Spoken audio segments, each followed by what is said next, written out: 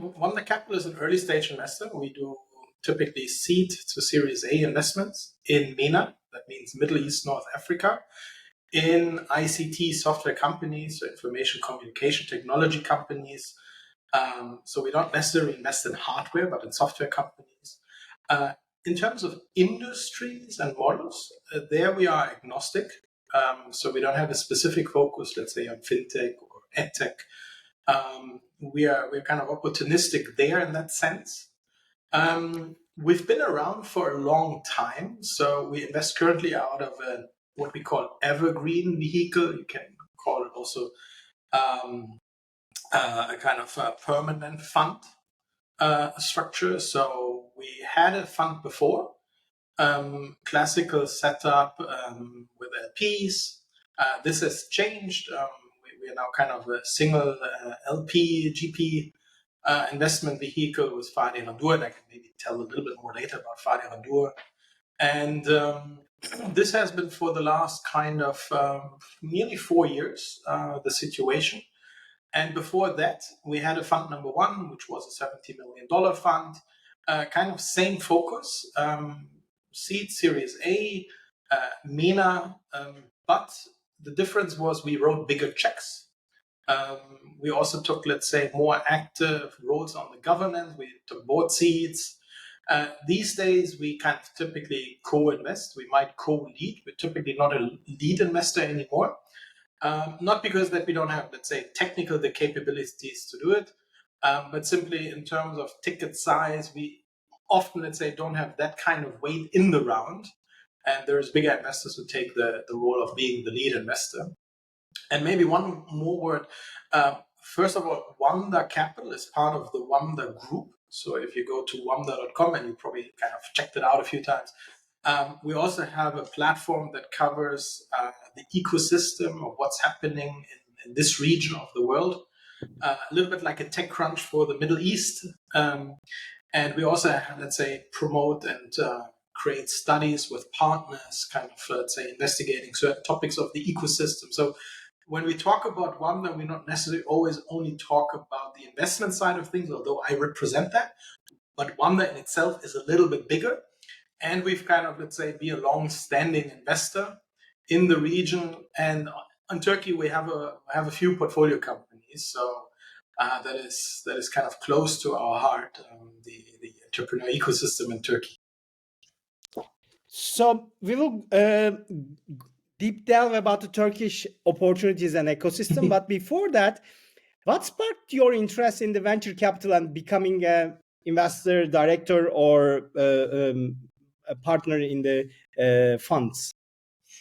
A good question. Look, I came to the region, to the Middle East, permanently in 2012. That's when I relocated from Germany, because actually I'm not from here. I'm actually German. And I relocated and moved to the region back in 2012. I kind of took the role of kind of also investment director for a corporate VC in Saudi Arabia called Mobile, which is the second telco carrier. And they were setting up a corporate VC unit. I was hired to build and establish that entity and manage it. And I did this for around 3 years. I then kind of, let's say, joined the government entity here in Dubai, which has a co-working space and the VC unit. And I was managing that for around 5 years, the investment side of things. And since close to 3.5 years, I'm actually with Wamda Capital as an investment director. And coming back to the initial question, how do I got into venture capital? What do I find interesting? If I jump back a little bit, so like I said, I'm German, I've grown up in Hamburg. I studied business administration, and in order to earn some money while studying, I worked in a small kind of IT system integrator company. So they were kind of supporting and administrating, let's say, the corporate IT for small and medium businesses. And they had a client that was called Early Bird, which is one of the, let's say, original VCs in Germany. And I was wondering, what are they doing? Because it sounded interesting. And at the same time, I was a kind of private investor, invested in the public stock market. This was also the first internet bubble, so I experienced it firsthand, but as a retail investor. And I was always, let's say, interested in two or three things. One, I was interested in this idea that you become a shareholder in a company, you can become part of a company. Second, I liked technology. I always, let's say, were tinkering around with computers. And I also find that kind of interesting, let's say, the topic of innovation, new things that getting started. And so these things kind of piqued my interest. And then in 2012, when I had the opportunity to join the corporate, let's say, the corporate entity in Saudi Arabia to build up the corporate VC, this is kind of when I said, yeah, that's my opportunity to get into venture capital. Because it's also honestly not that easy typically to get into venture capital unless you maybe been a founder or you maybe were, let's say, in private equity or investment banking. And I came, let's say, from consulting, so not the, let's say, the typical route, but if there's a typical, I don't know. But yeah, that's my background, and that was my interest, why I went into venture capital, and that's how a kind of German guy ends up in the Middle East doing venture capital. So lots of cultural differences. What are the different mindset, especially in the startup ecosystem and investment ecosystem in Middle East and, let's say, broad sense of Europe and in specific Germany? A good question that I might not actually even really be able to answer, because I never really worked in Germany in the startup ecosystem. So I cannot really compare, to be honest. And I think I can maybe talk a little bit more about the differences between, let's say, in general, doing business in, let's say, more Europe, Germany, and maybe in the Middle East. And I think there is a few things. For example, in Germany, if you may set up a meeting, you would schedule it 3-4 weeks probably in advance.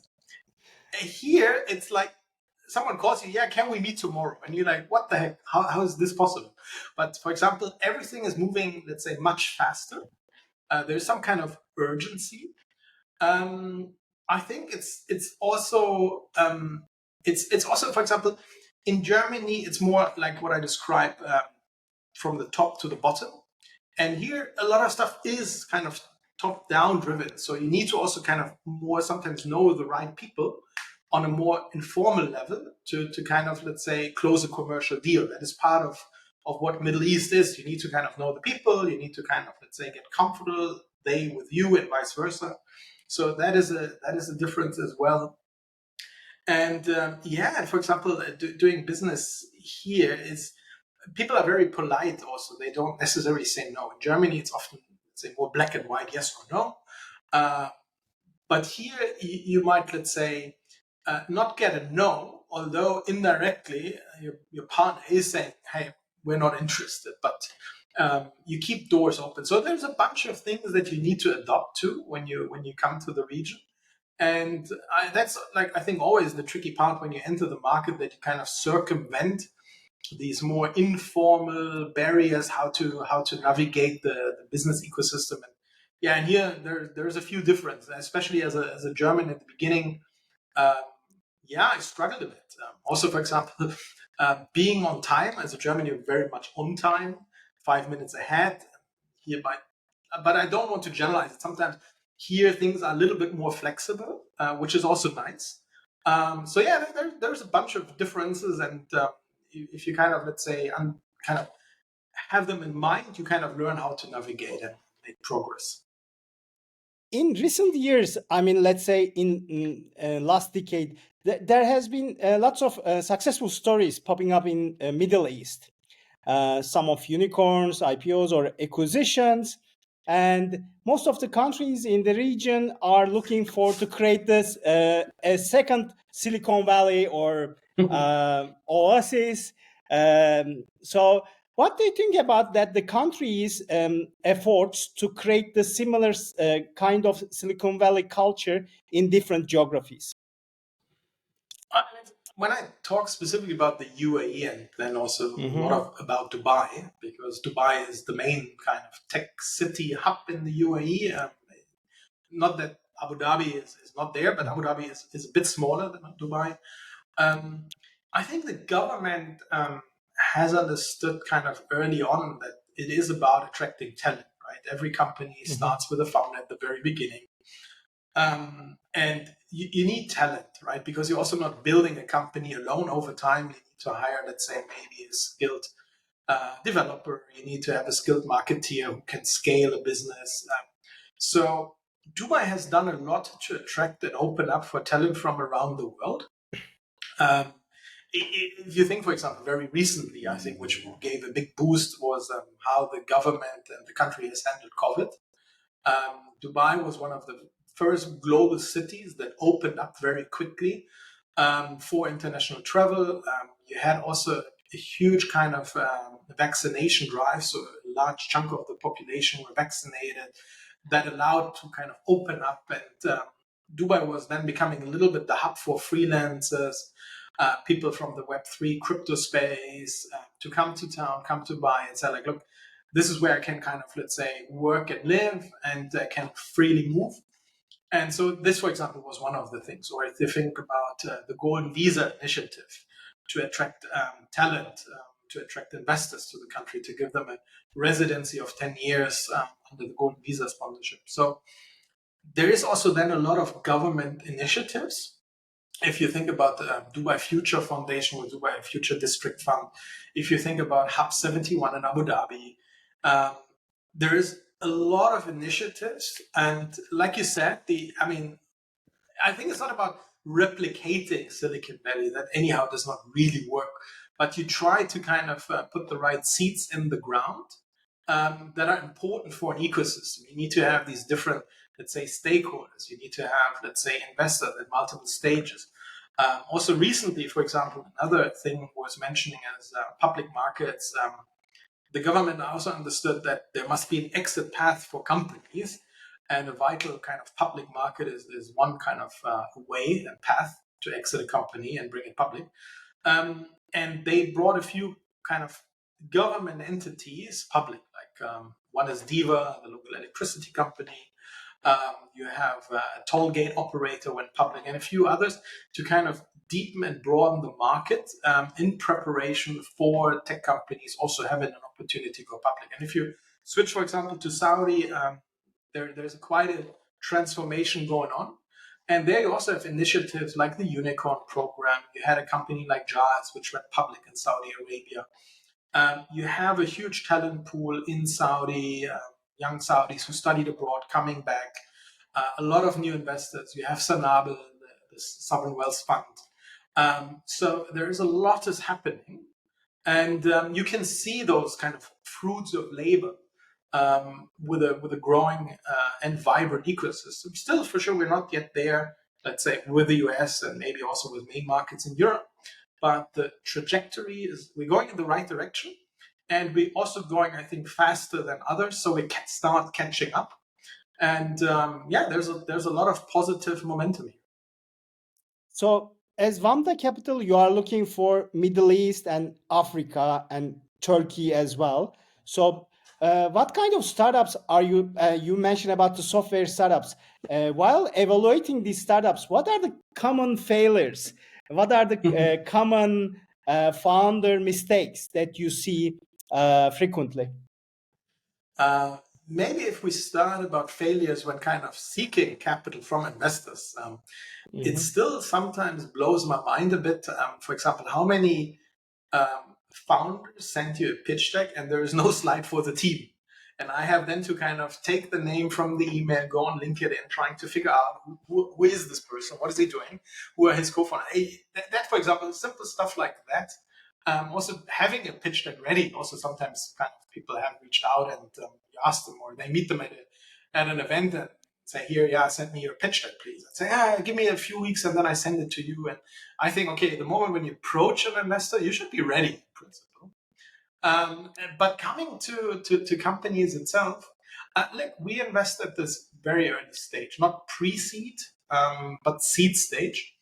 And that is still where I think a lot of things can go wrong, right? Typically, it's the phase where you have launched your first product iteration. You still have, let's say, not achieved product market fit in that sense that you kind of really know, okay, what do I sell to whom at what price? you have not really figured out in terms of acquisition channels, which channels work, where do I find, let's say, my customers, what's the message.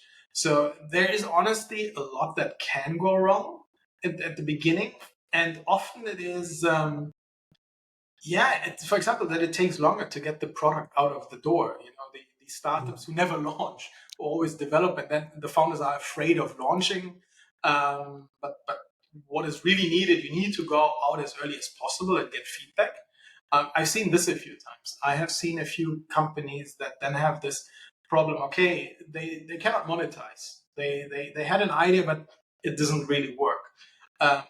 Or when it then comes to scaling, that they start realizing, okay, acquiring customers is simply very costly. We cannot cover that. So a business model is kind of flawed, and we need to maybe pivot. And then, you also run kind of out of cash, so you need to kind of follow on fundraise. And do you have enough progress to convince more investors? And I think if we go a little bit back over the last couple of years, I think there were also mistakes made in terms of you raised at high valuations or high valuation caps, and then going back to the market, finding investors wasn't too easy. But that's a whole story. But I think these are a few points that I've seen where people kind of struggle and fail. But I think the most important is get the product out, listen to what people are telling you, customers are telling you, and also be honest to yourself. Like, some people, let's say, they hold on to something, although they see that the numbers are not coming, and they hope for a different outcome, but it's not changing unless you change something. So how do you select the startups to invest? What does your process look like? So the vast majority of the deal flow that we have is kind of inbound. This is because we have let's say, strong track record, a long-standing history. Like I said, Wamda Capital is more than just Wamda Capital. We have the Wamda platform. So we are kind of pretty well established in the ecosystem. We were also involved in bigger exits that have happened, including the biggest one, Kareem. And so people kind of know us. That's one. We have a kind of reputation in the market. Then, let's say, coming back a little bit to our founder, Fadi Randur, maybe for the listeners of the podcast, Fadi is the founder and chairman of Wamda and Wamda Capital, and he's a partner in Wamda Capital. And Fadi has been a very successful entrepreneur. He started a company called Aramex. It's a logistics company. I always say it's a little bit like a FedEx from the region. And so he's also very prominent, very well known. So a lot of people also kind of approach him. And he has a vast network of connections. So on the deal flow side, a lot is inbound, and not necessarily that we actively go hunting really that much. Then what is most important is the team, right? It's the people. Like, for example, you can have a debate, single founder versus let's say, teams. What do you prefer? What do you not prefer? I think we have a preference for teams very clearly. This is definitely something that we look deeply into. Then questions around, okay, after which market do you go? What's the opportunity at hand? What could be the potential opportunity? Then kind of, let's say, what is the product? Where do you are? How far have you come from maybe pre-seed, where you had friends and family investing in you? Have you been able to kind of progress? So I don't think that there is anything super secretive, or that we have a secret formula, kind of how do we identify interesting startups. I think it's doing the work and starting with the founders. That's where everything starts and stops, and that's where we put a lot of emphasis on. But I would not say that we have a secret formula, some secret tool, how we pick founders. Simply kind of, let's say, looking at what they're doing, the team, the market, the model, the traction, capital efficiency, all these things like mode. I could go on, but if you ask me what is the key thing, at that stage, it's the team. And how do you decide about how much that you are going to invest in a startup? Is it a common standard, or does it differentiate from case by case? I would say it has been a bit case by case, but to be clear, we let's say we typically invest 250,000 to 500. Is a little bit the sweet spot, and for sure we try and aim to secure a certain ownership. but we're not kind of religiously bound and saying like, look, I need to own this percentage, otherwise I would never invest in your company. That's not so. There is some flexibility, but the check of let's say if you take for example 500k at a post money let's say valuation cap or post money valuation of 10, it's 5%. I think we probably, if we invest at a seed stage, we would probably definitely aim for more than 3% if we invest at that stage. And then I think there's also an element when you go in later, where we kind of have some flexibility, but at the sweet spot, we would try to aim for 3% plus in terms of ownership.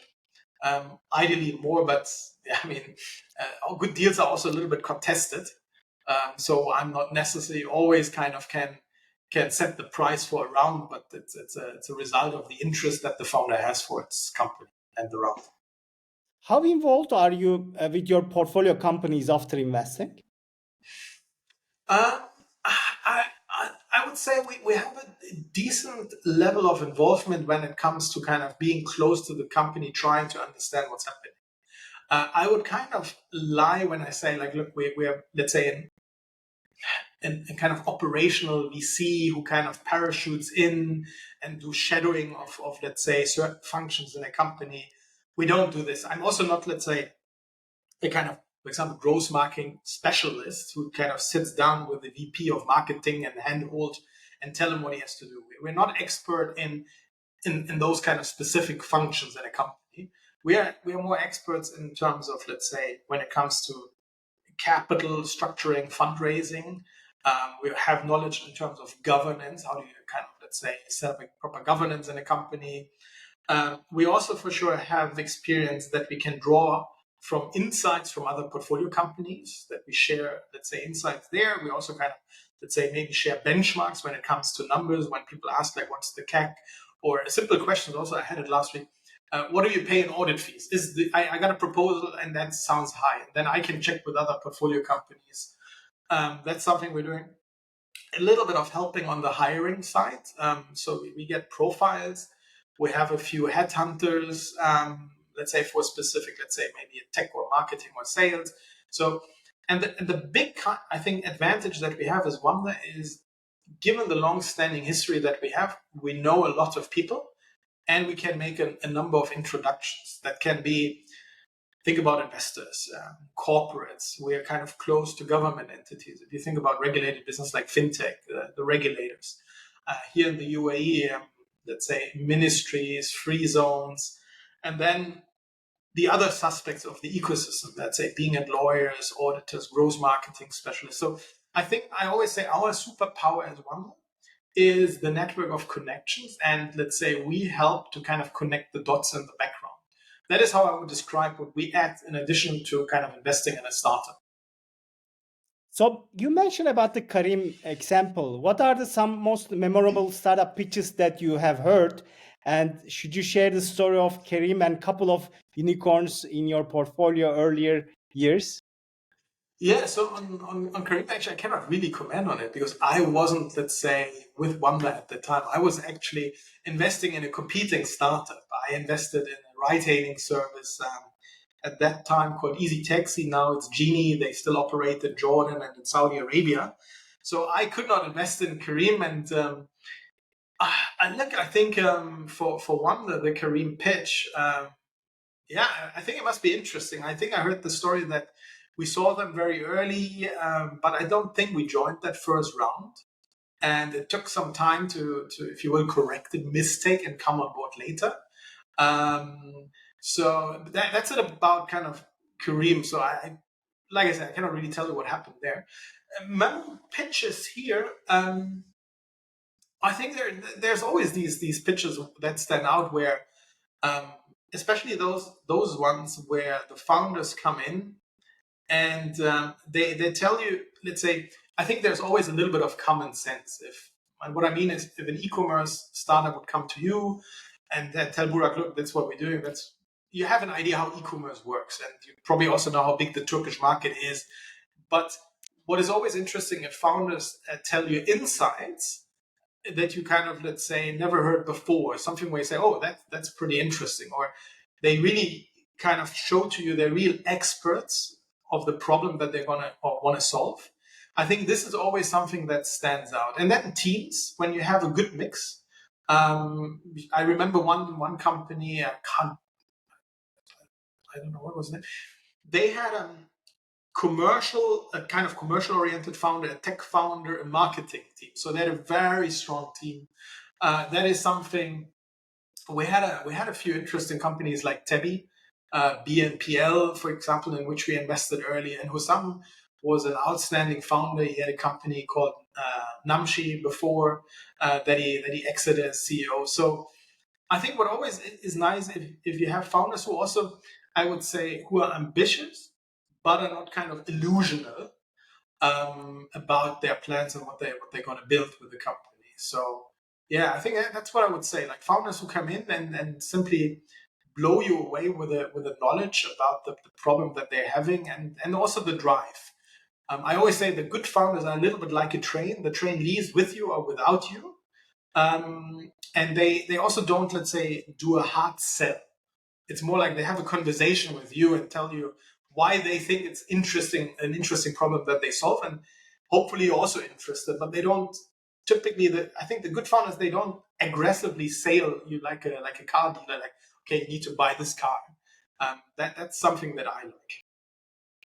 You have seen hundreds of pitch meetings and also startup meetings.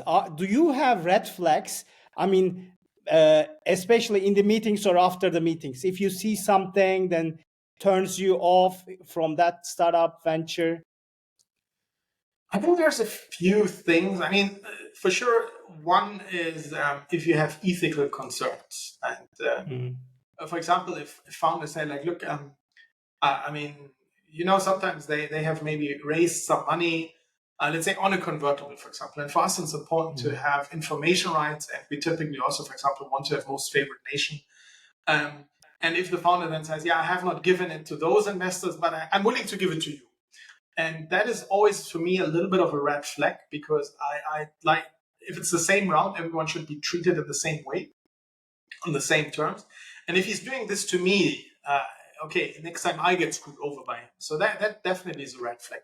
I think a red flag is also overselling and over promising, and then you look at the numbers, and then suddenly you find discrepancies between what was pitched to you and what you see when you look at the numbers.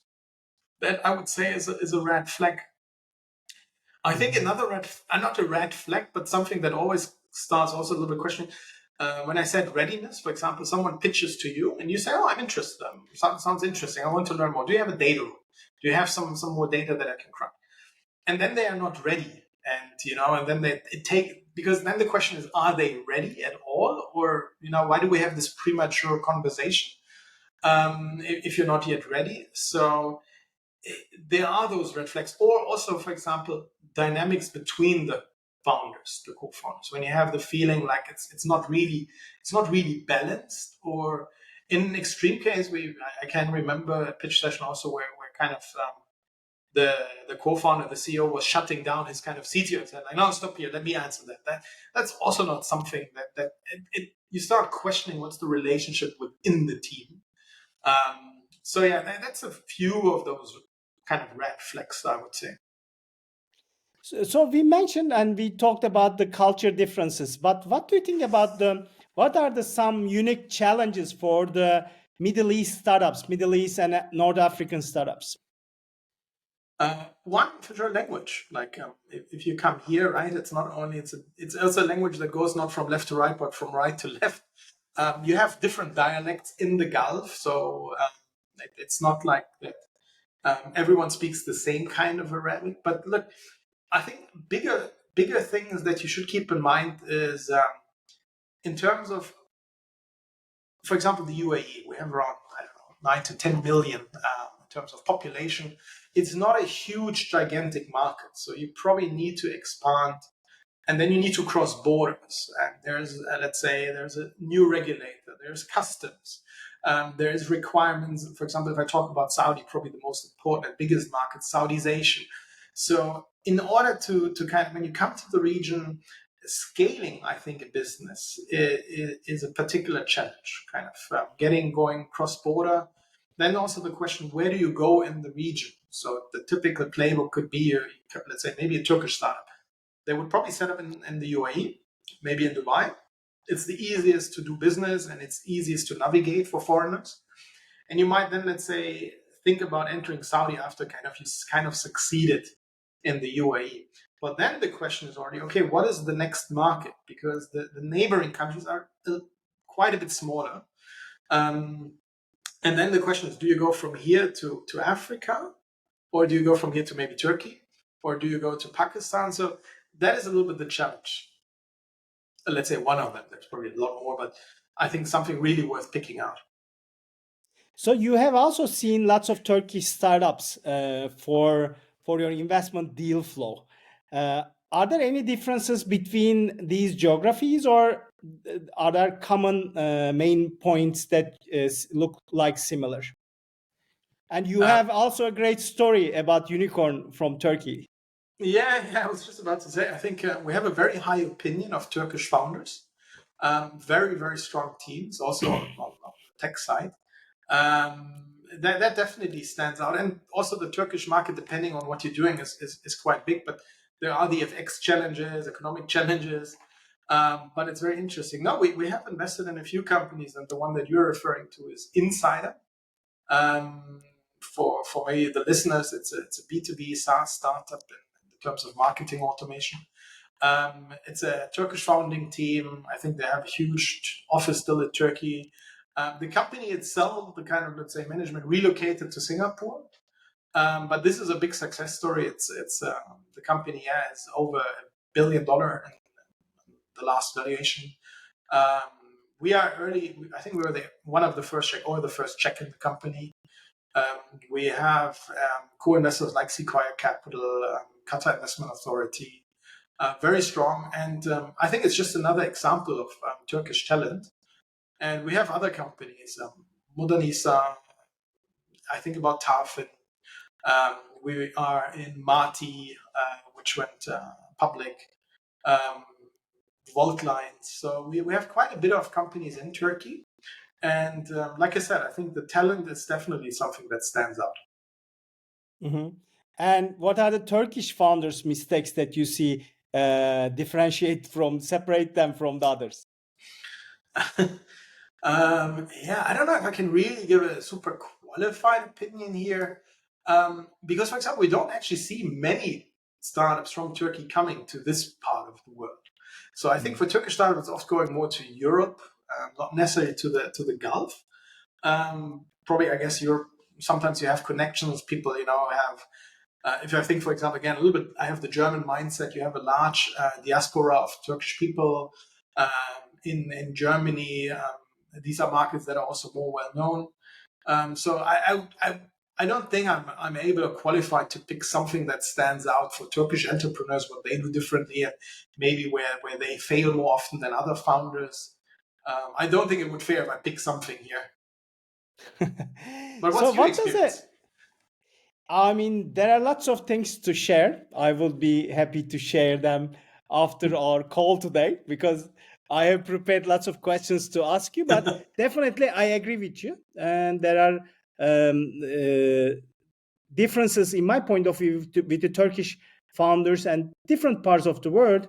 And of course, we have successful stories, especially in last 10 years time. So most of the founders has been also strongly now believing in themselves that they can do as well. This is great starting point, because before the cold start problem, which means if you don't have the unicorn or a successful startup that you can associate yourself with them, and maybe they can be your influence figure, or something that you can make an exemplify for your own startup. We have now these great examples. So the ecosystem of founders can also look these kinds of successful examples and implement the successful formula in their own ventures. in my point of view. So we have been as a Turkish ecosystem growing for the last 15 to 20 years time, and now I think the numbers of the successful startups with the valuation will increase and scale. I hopefully think that's so. I'm very positive, of course, but in this geography, always there is an urgency, as you mentioned, political, geopolitical, or something else. So I think the challenges of the founders is the agenda that they cannot manage. So if you go to the Nordics or Baltics, for example, their agenda is very simple, lean, and slow. But in a broad sense, this geography has always day-to-day urgencies. This is I mean, long story short, my takeaways from our ecosystems, in my point of Yeah. view. So, I mean, I have also follow-up questions regarding to that question as well. What does your day-to-day look like as an investor director? As an investment director, yeah. What does the title mean? I always say like we are a team, and the people don't work for me, but we work with me. And I always say we are a SEAL team, kind of high performance. Everyone should be, in principle, be able to kind of, let's say, do the job from A to Z. But someone needs to be responsible if something goes wrong, or someone is maybe having the experience to kind of help other people to acquire new skills and the job. So that's me. How my job looks like, I think not to. I always say there's two big buckets of work. One is kind of, let's say, new deals, and that is kind of, let's say, working on the deal flow, talking to founders, maybe going to events, doing desk research, reviewing decks, and kind of learning and kind of also formulating a little bit of opinions about new opportunities. So this is one bigger chunk of work, because we get deal flow and you have to handle it and you have to do justice, that you look into the pitches that you get submitted. This is one big chunk of work. The second big chunk, obviously, is portfolio management. We have a relatively large portfolio of companies, and as you know yourself, there's always something, being at follow-on funding, being at, let's say, board meeting, being at reporting, being at that they reach out for help, being at maybe there's an acquisition offer on the table, maybe an acquisition or merger, like I said. Then restructuring stuff. So there's always something in the portfolio that requires your attention. You need to maybe also check the cap table. You might need to review some legal documentation for a new funding round that the company is raising. So these, I always say, from my perspective, the two big buckets of work that I'm doing on a day-to-day basis. And then the third bucket, I always say, a little bit simplistic, everything else. And everything else could mean stuff like this, for example. It could be, let's say, maintaining and updating the website. It could be, we have a lot of, let's say, kind of delegations. You know, for example, last week we had Menlo Park College here. The week before we had Harvard Business School here, or Howard Kennedy School, I think it's called. We had London Business School. A lot of people come to town, to Dubai, and they also often knock on our door and say, like, hey, look, can you tell us a little bit more about the region and the local startup ecosystem? So that's what I mean is the third bucket, kind of everything else. And that's kind of how I spend my time, trying to allocate and prioritize in the right way. Not always, maybe it does not always work, but I try to improve myself and spend time on the stuff that really matters. But sometimes you get also distracted. There's some events happening. Yeah, so that's kind of when I come to office and what I'm doing here. How do you like living in Dubai?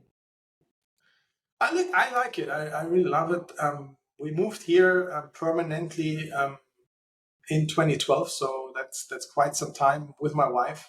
In the meantime, my son was born, and I actually came here the first time in end of 2004, and I saw how the city has been changing and transformed. And it's always moving forward. I think if you've been in Dubai and you kind of not been here for 2 years, you probably say like, "Oh, I never saw that building," or "Where's this street coming from?" And so I love Dubai.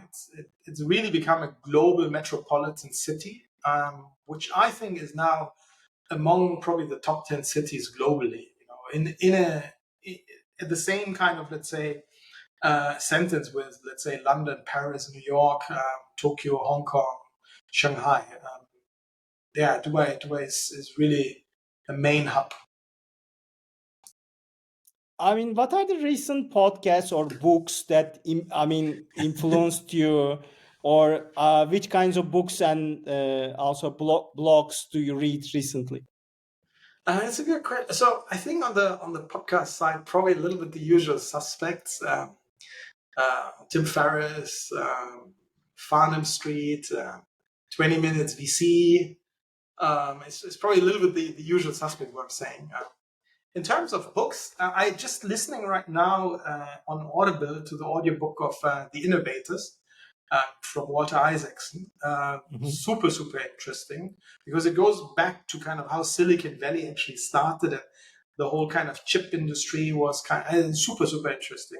I had some ideas, but I knew the history starting from kind of Intel, but not what happened before. Another book that I really, really enjoyed, and I think I listened now 3 times to it, is Ready Player One. If I think about a little bit about the metaverse, that is something. And then also, I enjoyed, for example, another book that sticked in my head is Robert Greene, Mastery, and also Never Split the Difference from Chris Voss about negotiation. It's kind of because you deal with people, right? And kind of, it's not that you apply black magic in terms of when you negotiate, but you learn some valuable things when you kind of, let's say, have conversations about, let's say, tough things like deal terms, right? There is, because there is 2 parties at the table, and you try to kind of secure your interest and protect your interest. They do the same, and you try to need to find a middle ground that works. And sometimes it comes in handy if you kind of kind of realize, okay, what can I, maybe there are some techniques I can use. But these are ones. And otherwise, in terms of website and blogs, I enjoy Ben Thompson. He has a blog. I always read Tech Meme for sure. A little bit of TechCrunch. Ben Evans. He was with A16Z. He is one. So yeah, it's a little bit like, I would say, people who provide a fresh perspective on things, who challenge your thinking, and give you some new thing, kind of what you should consider. Maybe you've never thought about. Yeah, that's probably more, but to give you a few examples. What advice would you give your 20-year-old yourself? That's a good point. I would clearly tell them, like, take more risk early on. I think I graduated from university. I studied business administration and got into consulting. And I think in hindsight, I should have joined a startup early on, because you can take the risk. You're young, you can work very hard, and you learn so much because you're responsible. In a lot of jobs, you not necessarily always have responsibility. You're kind of, let's say, part of a bigger team. But in a startup, especially early stage, you are in charge. You have a budget, and you need to deliver. And I think that would, if I kind of meet my younger self, I would tell them, like, look, maybe join a startup and learn. And you can still, let's say, go into consultancy, but being in a company and having real direct responsibility for something is super valuable. And look, I graduated in 2004. Yeah, I mean, it was, the internet bubble was already gone, and it would have been the right time to get into it. If you think about Rocket Internet, these were also the days. But yeah, that's probably what I would tell myself. Take risk early on. Don't play too safe. What is the best way to get an intro meeting with you? Yeah, in theory, you know someone who kind of, let's say, has my trust, and vice versa, and reaches out and says, like, I think you should have a conversation. I mean, and also, as much as I'm in this business, a lot is about what we call warm introductions. Someone kind of puts his reputation on the line and says, Burak, have a look. I think this is a great founder. I worked with him. Because if I look back, cold introductions they don't really work. They don't, and I also believe it's a little bit like a Darwin theory. Good founders will find a way to you through an introduction. Daniel, thank you very much. It was a pleasure to talk and getting insights from you. It was great conversation. Thank you so much, Burak.